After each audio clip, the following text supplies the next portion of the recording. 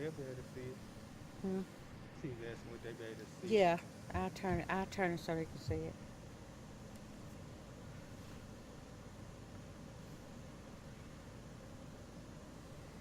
1 minute.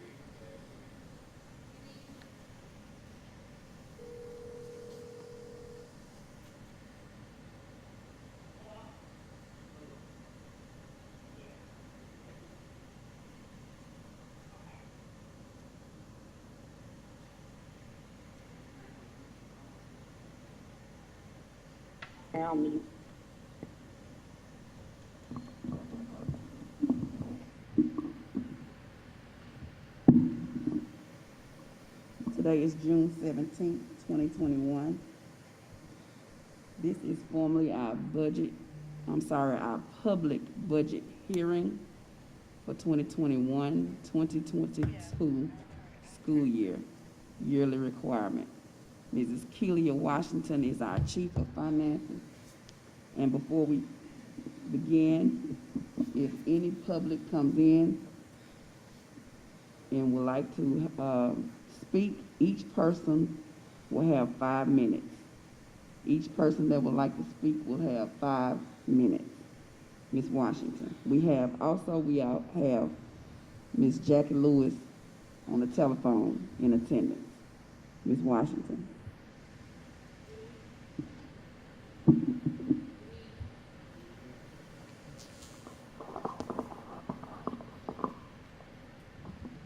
Greetings from the business office. Thank you, board. Thank all those who are participating, staff, those who are listening. Today, we're going to go over the Greenwood Leflore Consolidated School District budget. That's for the FY21-22 school year. Ms. Washington, will you pull a mic closer to you, please? Okay, thank you. Is that better? Okay. Again, I'm Keelia Washington. I am the Chief of Finance. Today is June 17th, 2021.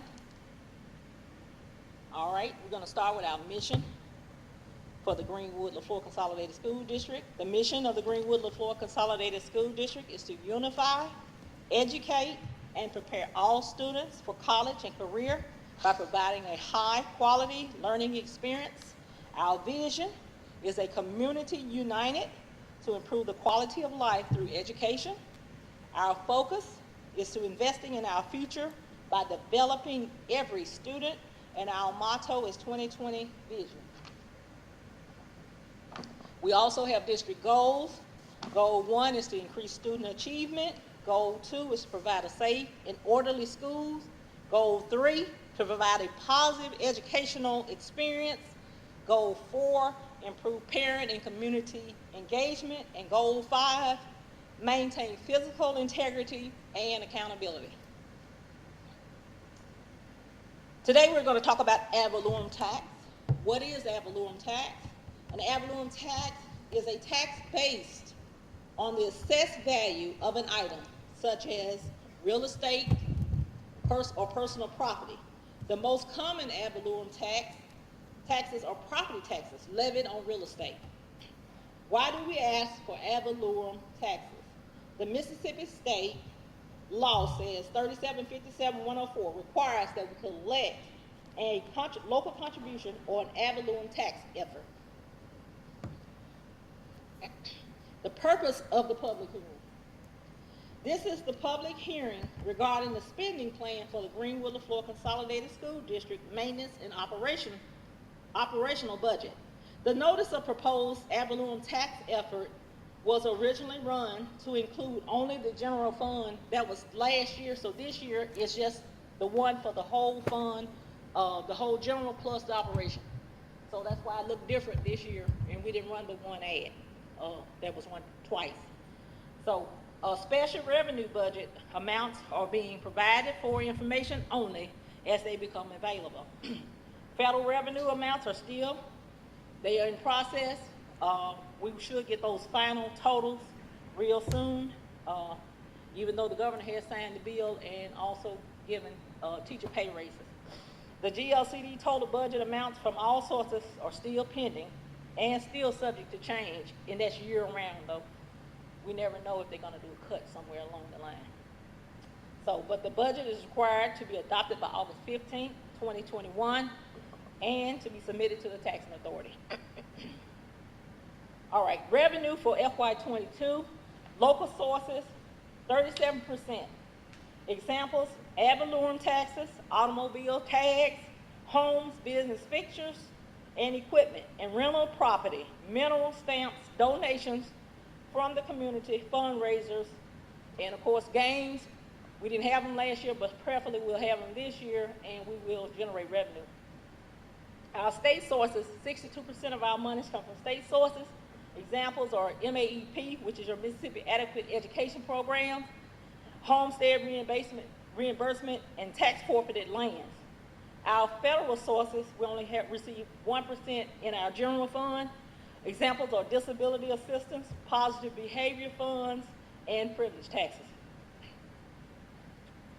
The total revenue for all funds, which is your general fund plus your operational, local sources, 40%. And examples from those are food service, adult sales, extra sales, which we didn't get any of those this year due to COVID, but we expect those to start increasing for the next school term. We also have the Juvenile Detention Center, which is shared by 20 other districts in the state. State sources, we expect 38% of our revenue comes from like programs like school recognition, building and buses, and vocational funding. Our federal sources this year, 22% of our revenue is coming from there.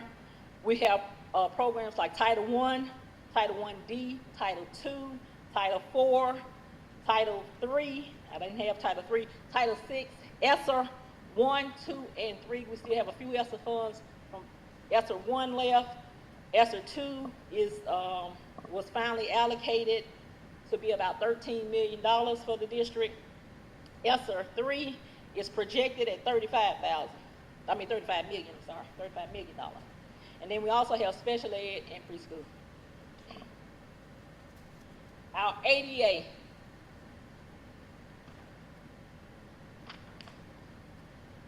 As you see, ADA is not the same as enrollment. Our average daily attendance, the total number of days of student attendance divided by the total number of days in the regular school year. A student attending every day would equal 1 ADA. ADA, again, is not the same as enrollment, which is the number of students enrolled in each school and district. In essence, no student, no money. And if you look at the graph, if you look at the data from FY21, our enrollment is down again this year. It's down to 4,161 kids. If you look back to FY16, you see we had 4,848 kids. So there's a tremendous decline in the students in this school district. And that also determined on the graph to see the decline from one year to the next. Our state source revenue for MAEP. FY21, the actual funding amount that we received was $19,307,337. Our FY22 projected funding amount is $19,523,302, which is an increase, and some of that increase is covering teacher pay rates. So that's only $215,965 for that. Charter schools. The impact on our MAEP and general fund revenue. The school must make yearly local support payments to the local charter schools before January 16th using this MAEP funds. This amount is calculated by taking GLCSD's total ad valorem and in lieu receipts for FY21 and dividing the ADM months 1 through 9 for FY21, times the number of students attending the local charter school from the school district. Example of an estimated MAEP reduction. Our local ad valorem collection estimate to be $12,027,147 this year is divided by the 4,256 kids that we had for average daily attendance. times the 117 charter school students that we had. That brings us to a $330,633 reduction in our MAEP that will go straight to the school. All right, the notice of proposed ad valorem tax effort. The Greenwood Leflore Consolidated School District will hold a public hearing, which is today, on the proposed school district's budget for the fiscal year 2021 and 2022. On June 17th at 5:30 p.m., the Greenwood Leflore School District at the Greenwood Leflore Service Building for public viewing. Then it also tells you to view the web page and where you can go to www.glcsd.org and click on the district live stream under the district tab. The Greenwood Leflore Consolidated District is now operating with a projected total revenue budget of $61,370,117. Of that amount, 19% or $11,885,072 of such revenue is obtained through ad valorem taxes. For the next fiscal year, which is SY22, the proposed combined budget and total projected revenue of $66,105,561. Of that amount, 18% or $12,027,147 is proposed to be financed through a total ad valorem tax levy. For the next fiscal year, the proposed increase in ad valorem tax effort by Greenwood Leflore Consolidated School District may result in an increase in the ad valorem tax millage rate. Ad valorem taxes are paid on homes, automobile, tags, business fixtures and equipment, and real rental property. Any citizen of the Greenwood Leflore Consolidated School District is invited to attend this public hearing via live streaming, and some could come in presence. On the proposed ad valorem tax effort, and will be allowed to speak for a reasonable amount of time and offer tangible evidence before any vote is taken. And I also wanted to note that the taxes decreased last year. Your ad valorem taxes should have went down last year. Although we did ask for an increase, the county held it in such a way that the taxpayers actually received a decrease. Local source revenue. Proposed ad valorem tax effort. FY21, we asked for $11,885,072. FY22, $72, I'm sorry. FY22, there was a $142,075 increase for FY2022, totaling $12,027,147. Note, the effect on millage is determined by the County Board of Supervisors. Again, we will not request any more new monies on new programs. We didn't ask for last year and we didn't ask for this year in order to try to save the taxpayers' money. We must also submit our funding request by August 15, 2021. Again, I took a look at the millage rate from the surrounding districts, and for the most part, some of them stayed the same. I think it was like 2 or 3 districts that actually decreased, and we were one of those, and then other districts, they increased. So I figured that was really noteworthy. All right, so the millage rate comparison. Similar-sized districts that were approximately had 4,000 students. Again, it was similar. Some of them increased, some of them stayed the same, and some of them decreased. And again, we were one that decreased. I think we were at 44.05 or 44.02 last year, and now we're at 43.51. All right. New federal revenue, the CARES Act, which is dealing still with COVID. The Elementary and Secondary School Emergency Relief Fund, ESSER. We have ESSER 2 funds that are coming in. Again, that's about $13 million, well, $15 million, I'm sorry. I forgot they did give us an increase. So we're at $15,793,361. Again, we under restrictions with this money, just like the first monies they gave, but this one included things for like construction and what we decided is that we needed new HVAC systems. So all the schools should receive new HVACs this year. And there's some other things that we're gonna be working on as far as construction. They were kind of strict on what we could use for construction. It had to be able to complete it within I guess a year or two's window. So they still encourage us to focus on the distant learning because the kids, they're here, but we don't know if we'll have another setback. So they still want us to be prepared for online if we need to do online learning. We still plan on using some broadband, again, the construction services, computer equipment, and then also they pay for some of the administration of the fund. All right, new program initiatives. We're gonna have online resources versus textbooks again.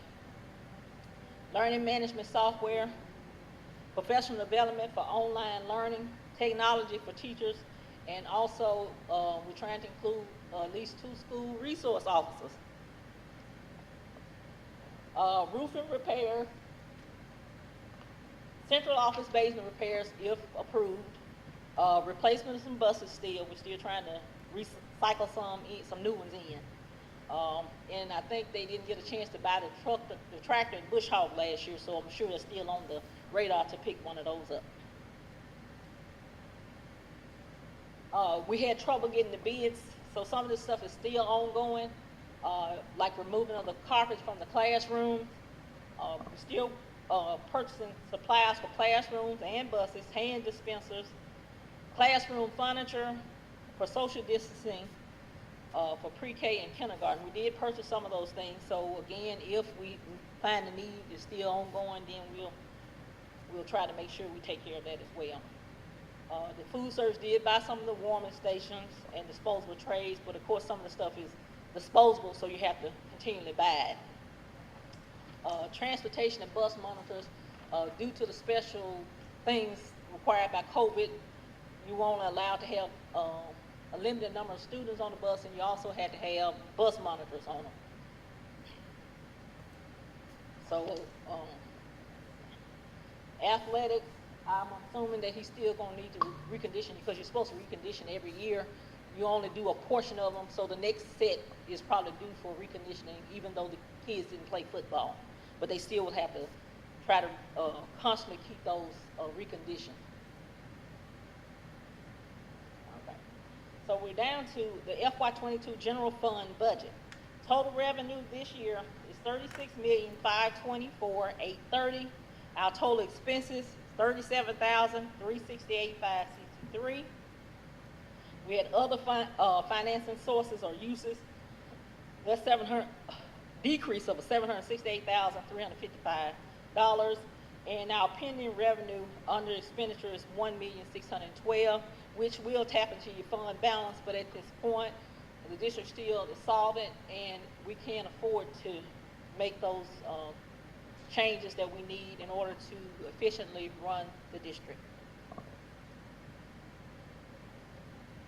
In summary, the federal funding is just being released. Like I said, some of it's still coming down the pipeline, but we do know it's coming.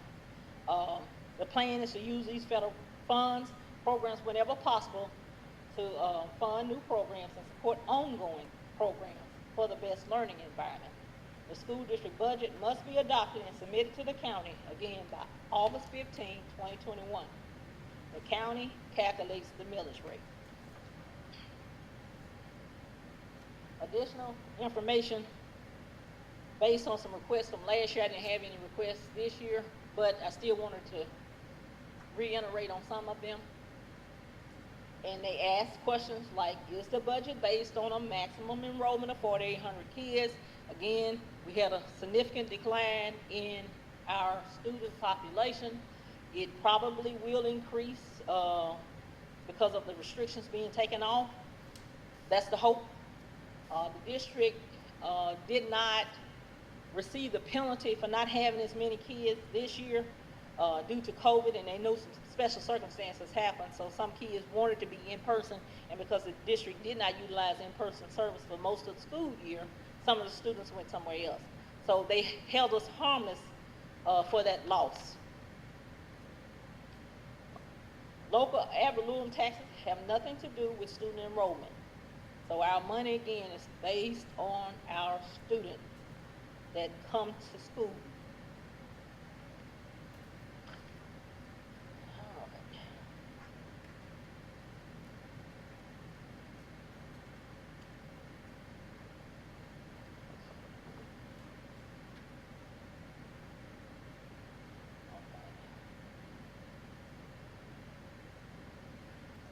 Again, I just read that about the ADA decline, and it's due to COVID. So we do understand that it will affect our monies eventually. Maybe not this year, but if the students don't return, then yes, it will reduce the funding we have for the district use. All right.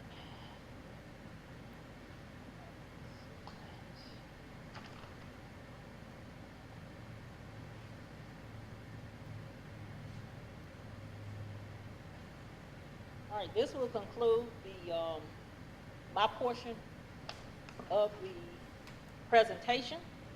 And now, if you have any questions, feel free to ask whatever you might need to ask. Again, my name is Kula Washington. You can contact me by email, and it's kwashington@glcsd.org. Or you can call me. My number is 662-644-0657. If you have any questions that maybe I didn't mention here today, and you might want to know a little bit more information, feel free to call me or contact me via email.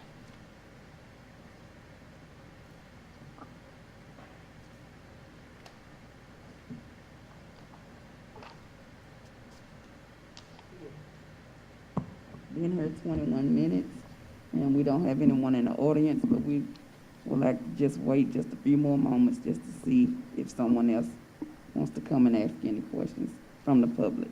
Okay. Thank you, Ms. Washington. You're welcome. Thank you.